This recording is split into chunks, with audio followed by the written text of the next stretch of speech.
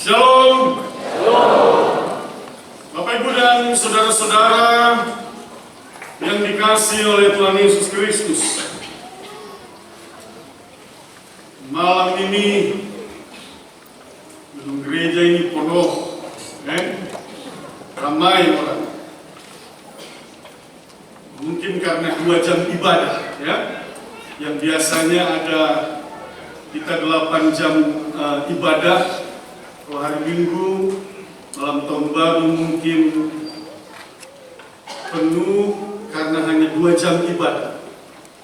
Jadi jemaat terkonsentrasi jam 6 dengan jam 9. Bapak Ibu dan saudara-saudara yang dikasihi oleh Tuhan Yesus Kristus, kita mengucap syukur kepada Tuhan karena dalam pertolongan dan penyertaan Tuhan, kita semua boleh sampai di hari terakhir di tahun 2019. Harusnya ketika kita sampai di akhir tahun 2019 ini ada rasa lega, gitu ya. Ada rasa lega yang kita rasakan setelah menjalani 365 hari di tahun 2019 ini, sampai juga kita di hari terakhir tahun 2019. Ada sukacita, ada kebahagiaan kalau kita boleh sampai di hari ini. Dan dalam hitungan jam ke depan kita akan masuk di tahun yang baru. Apa yang menjadi isi pemberitaan firman Tuhan di akhir tahun ini, di malam tahun baru ini, terambil dari kitab Yesaya pasal 61 ayatnya yang pertama sampai dengan ayatnya yang ke-9. Satu nubuatan yang sangat terkenal, satu berita firman yang sangat terkenal, dan berita firman ini satu kali waktu juga Tuhan Yesus mengutipnya dan menggenapi nafsi. Bapak Ibu, ayatnya yang pertama mari kita lihat kembali bersama. Di sana dikatakan, Roh Tuhan Allah ada padaku, oleh karena Tuhan telah mengurapi aku. Ia telah mengutus aku untuk menyampaikan kabar baik kepada orang-orang sengsara dan merawat orang-orang yang remuk hati, untuk memberitakan pembebasan kepada orang-orang tawanan dan kepada orang-orang yang terkurung kelepasan dari penjara. Sampai di situ. Bapak Ibu, saya jelaskan dulu latar belakang teks ini. Kalau Bapak Ibu masuk dalam gereja pada tanggal 29 kemarin di hari Minggu, latar belakangnya sama. Bagian teks ini.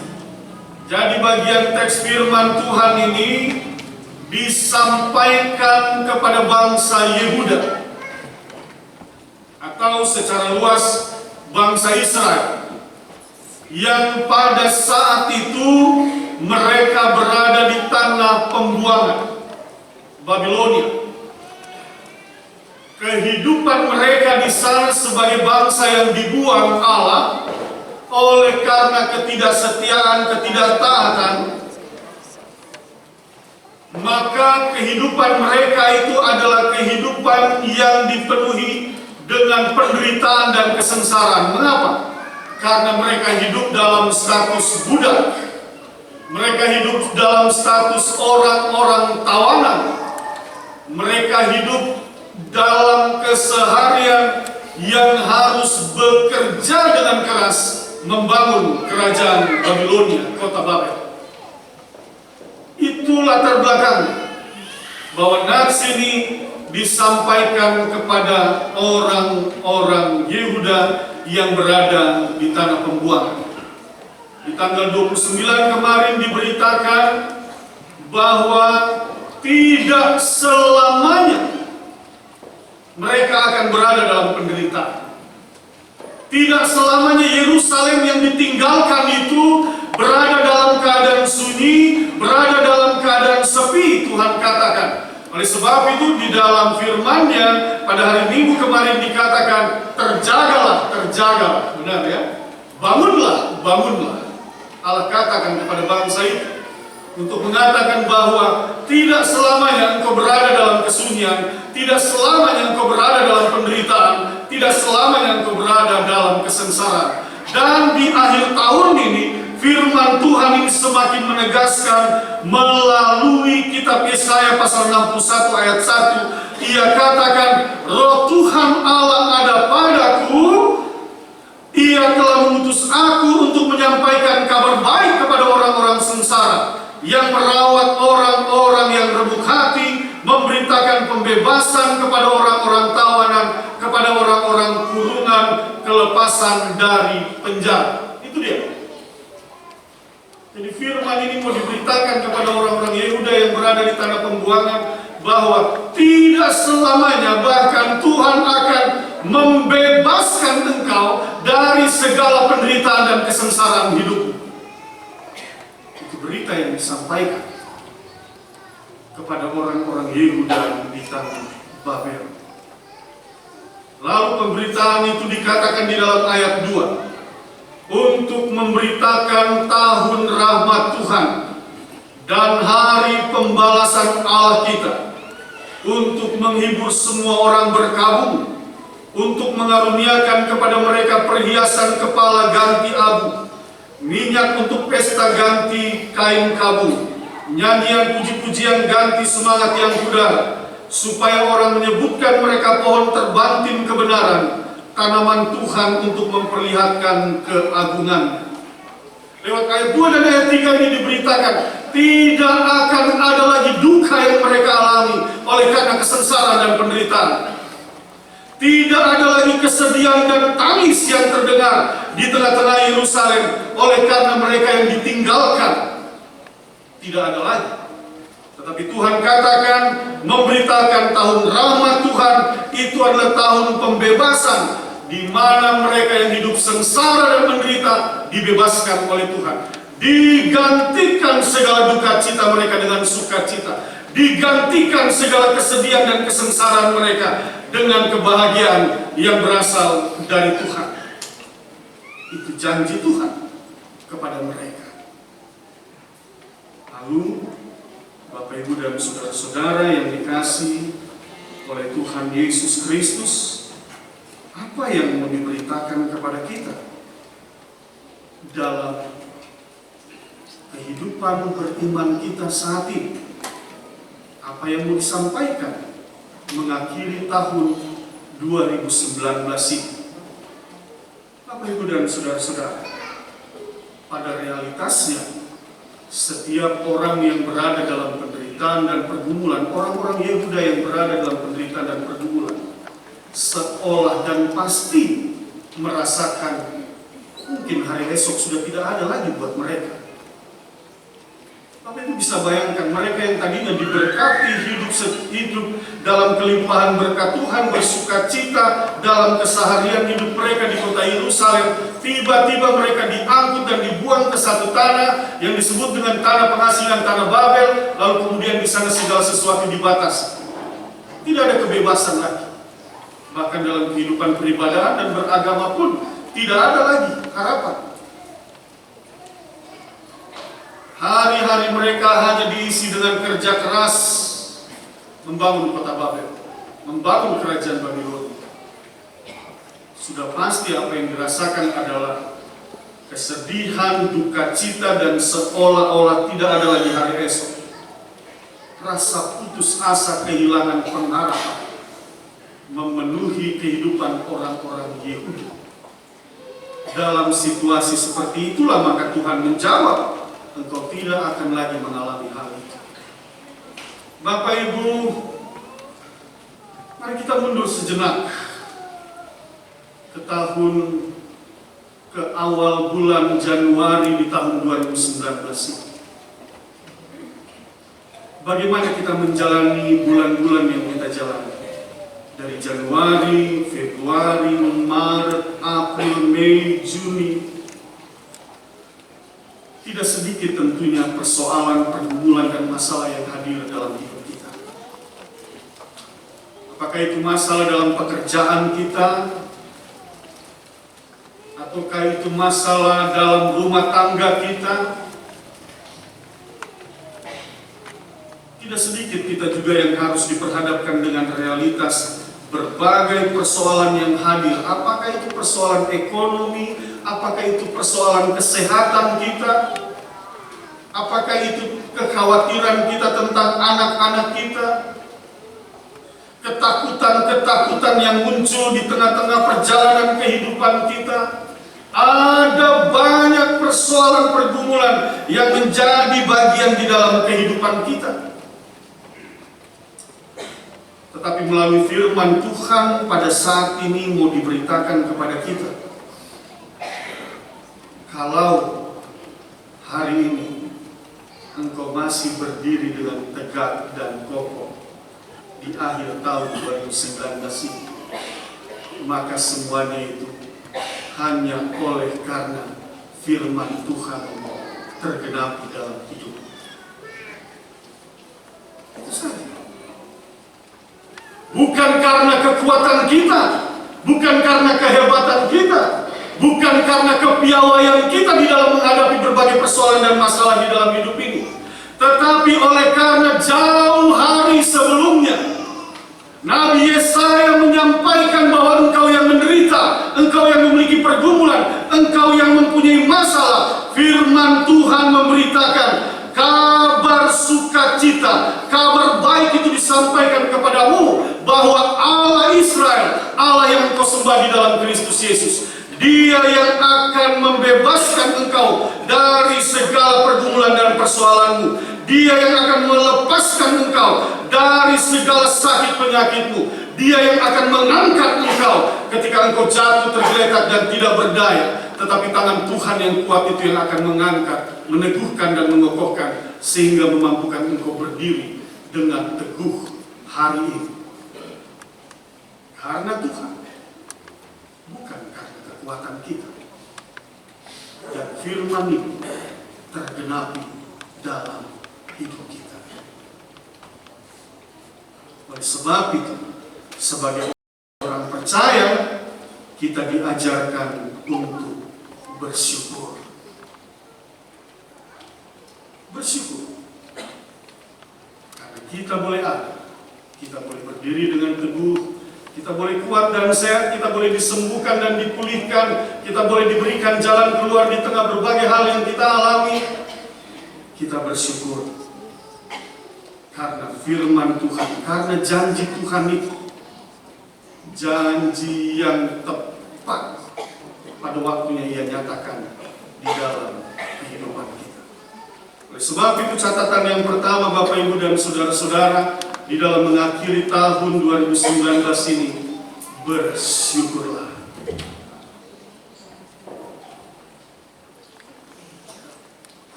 Ya, kembali ke laptop.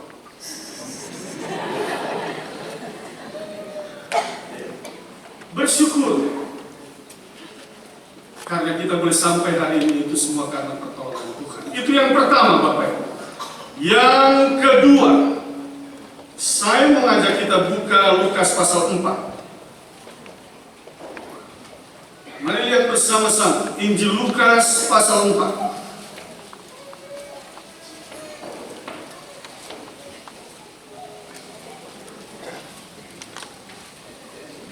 Ayat 17 sampai dengan 21. Apa yang disampaikan oleh Nabi Yesaya tadi dikutip oleh Tuhan Yesus. Lalu saya mau mengajak hari ini kita pun mau mengutipnya melalui ucapan bibir kita. Mari lihat sama-sama. Lukas pasal 4 ayat 17 sampai dengan ayatnya yang ke-19 dulu. Bapak Ibu baca mulai dari ayat 18. Saya mulai ayat 17 dulu. Kepadanya diberikan kitab Nabi Yesaya, dan setelah dibukanya ia menemukan nas di mana ada tertulis. Mari mulai. Roh Tuhan ada padaku, oleh sebab Ia telah mengurapi aku untuk menyampaikan kabar baik kepada orang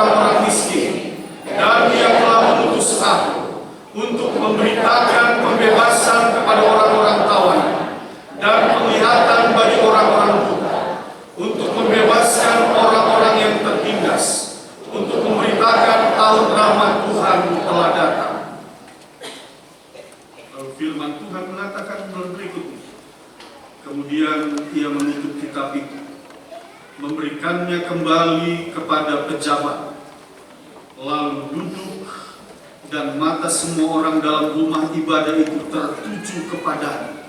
Perhatikan ayat 21. Lalu ia memulai mengajar mereka, katanya, pada hari ini genaplah nas ini, sewaktu kamu mendengar. Bapak, Ibu, dan saudara-saudara yang dikasihi oleh Tuhan Yesus, kabar baik kalau kita lihat dalam terjemahan kitab Perjanjian Baru berbahasa Yunani, maka di sana tertulis dengan kata Evangelion atau Injil dalam bahasa Indonesia, kabar sukacita. Mari perhatikan. Kabar sukacita tentang pembebasan itu melalui Nabi Yesaya disampaikan. Dan Allah benar membebaskan orang-orang Yehuda. Dalam perjalanan manusia tetap berada dalam realitas berbagai kesengsaraan, penderitaan yang dialami oleh karena dosa-dosa yang berbuah di dalam hidupnya, perbuatan, perkataan, pikiran yang membuahkan dosa. Lalu kemudian dalam realitas itu, maka firman ini juga disampaikan oleh Yesus, tergenapi di dalam dirinya, menyampaikan kabar sukacita, pembebasan segala dosa-dosa yang mendera dan hadir dan eksis di dalam kehidupan manusia.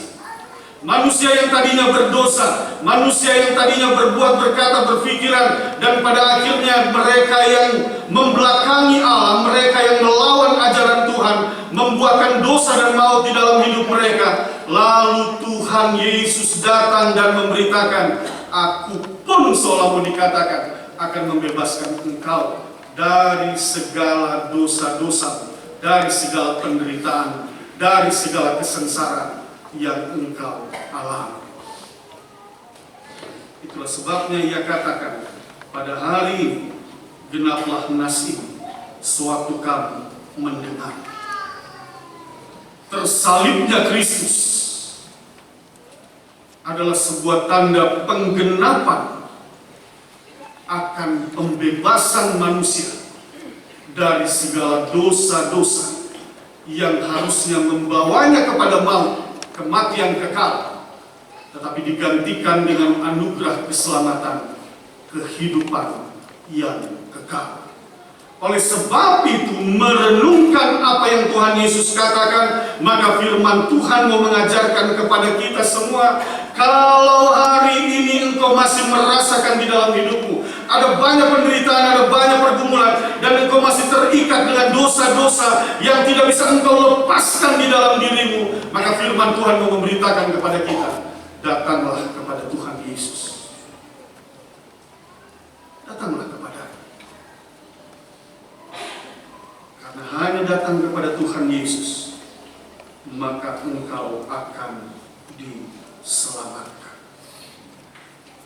Bapak, Ibu, dan saudara-saudara, firman Tuhan memberitakan kepada kita. Saya ingin membacakan satu nats buat kita. Bapak, Ibu, dengar saya dengan sini. Dalam Kisah Para Rasul pasal 16 ayat 31, dia bilang begini. Jawab mereka, percayalah kepada Tuhan Yesus dan engkau akan selamat, engkau dan seisi rumahmu. Percayalah kepada Tuhan Yesus, maka engkau akan selamat, engkau dan seisi rumahmu. Kata selamat di sana mengandung sebuah janji. Bukan saja berbicara tentang keselamatan yang kekal di akhir zaman nanti, tetapi juga berbicara tentang keselamatan yang membebaskan kita dari segala hal-hal yang menawan kita hari ini. hal-hal yang mendatangkan penderitaan, hal-hal yang mendatangkan kekecewaan, hal-hal yang mendatangkan duka cita di dalam kehidupan kita. Tuhan janjikan itu, datanglah kepada Tuhan Yesus, maka engkau dan seisi rumah tanggamu akan diselamatkan. Dan salah satu cara pernyataan iman kita untuk datang kepada Tuhan Yesus itu ada banyak cara. Tetapi sebagai orang percaya kita diajarkan bahwa salah satu caranya adalah bagaimana kita hadir di dalam rumah Tuhan dan mengaku dalam iman percaya bersama dengan semua orang percaya. Maka terlihatlah kita bahwa salah satu orang percaya itu adalah kita ketika kita hadir di setiap ibadah minggu dari minggu ke minggu. Jangan cuma malam tahun baru datang.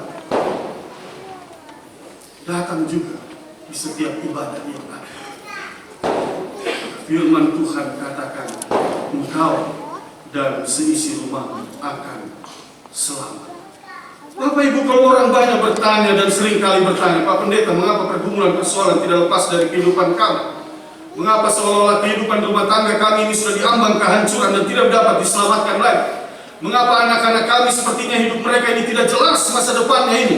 Mengapa mereka tidak pernah dengar-dengaran dengan orang tua? Mengapa pekerjaan kami tidak berhasil? Mengapa begitu banyak soal yang hadir dalam rumah tangga kami? Padahal Tuhan Yesus mengatakan, percayalah kepada Tuhan, engkau dan seisi rumahmu akan diselamatkan. Engkau akan diselamatkan dari segala pergumulan dan persoalan hidupmu. Engkau akan diselamatkan dari berbagai hal yang menyiksa dan menyengsarakan engkau. Tetapi mengapa hari ini kami masih berada dalam pergumulan dan persoalan itu? Persoalannya adalah Bapak, Ibu, dan Saudara, apakah kita sudah sungguh-sungguh percaya kepada Tuhan? Kata percaya itu sepenuhnya. Ketika pengakuan iman mengatakan aku percaya, maka kata percaya itu mewakili seluruh pengakuan kehidupan kita yang terlihat melalui perbuatan, perkataan, dan pikiran kita yang mencerminkan bahwa kita adalah orang-orang percaya. Seringkali orang mengatakan aku percaya, tetapi perbuatannya tidak memperlihatkan dia sebagai orang percaya. Seringkali orang mengaku aku sungguh percaya kepada Tuhan, tetapi cara berpikirnya tidak memperlihatkan bahwa dia adalah orang yang percaya. Ketakutan, kekhawatiran itu lebih kuat di dalam hidupnya, mempengaruhi seluruh jalan hidupnya daripada kekuatan Tuhan yang harusnya ia percayai hadir di dalam kehidupan. Oleh sebab itu Bapak, Ibu, dan saudara-saudara, catatan yang kedua dalam pemberitaan firman Tuhan di akhir tahun ini, tetaplah percaya kepada Tuhan. Yang pertama tadi bersyukur. Yang kedua, tetaplah percaya kepada Tuhan. Yang ketiga, Yesaya katakan roh Tuhan ada padaku. Tuhan Yesus mengatakan roh Tuhan ada padaku. Lalu Calvin mengajarkan berdasarkan ajaran firman Tuhan dalam memahami baptisan, ketika seorang percaya memberi diri untuk dibaptis dalam nama Bapa, Putra, dan Roh Kudus, maka pada saat itu juga roh Tuhan ada bersama dengan orang itu. Maka kita pun dapat berkata, roh Tuhan ada padaku. Bapak Ibu, mari ucapkan sama-sama, roh Tuhan ada padaku. Dan ketika kita mengaminkan roh Tuhan itu ada padaku, apa fungsi roh Tuhan itu? Maka fungsi roh Tuhan itu mau mengajarkan kepada kita, engkau diutus oleh Tuhan untuk membebaskan mereka-mereka yang berada dalam penderitaan. Engkau diutus oleh Tuhan untuk melepaskan mereka yang berada dalam kesengsaraan. Engkau diutus oleh Tuhan untuk mendatangkan sukacita dan damai sejahtera kepada orang-orang yang di sekitarmu. Bukan sebaliknya, mendatangkan kesengsaraan bagi sesama kita. Oh, tidak pernah. Tuhan tidak pernah mengutus kita untuk mendatangkan kesengsaraan bagi sesama kita. Tidak. Tetapi roh Tuhan ada padaku untuk memberitakan tahun rahmat Tuhan. Roh Tuhan ada padaku agar mereka yang lapar dapat dikenyangkan. Roh Tuhan ada padaku agar mereka yang sakit dapat disembuhkan. Roh Tuhan ada padaku agar kepada mereka yang goyah akan tetap diteguhkan dan dikuatkan. Sebab itu, Bapak, Ibu, dan saudara-saudara, maka pesan yang ketiga, akhir tahun ini, setelah kita bersyukur, kita tetap percaya kepada Tuhan, maka yang ketiga, hidupkanlah roh Tuhan yang ada padamu untuk mendatangkan damai sejahtera Tuhan kepada suamimu, kepada istrimu, kepada orang tuamu dan kepada anak-anakmu, kepada sesama manusia, kepada orang-orang yang tinggal di sekitarmu, agar melalui hidupmu, maka setiap orang yang melihat apa yang kau perbuat, maka mereka pun akan memuliakan Tuhan Allahmu. Tuhan memberkati kita semua. Amin.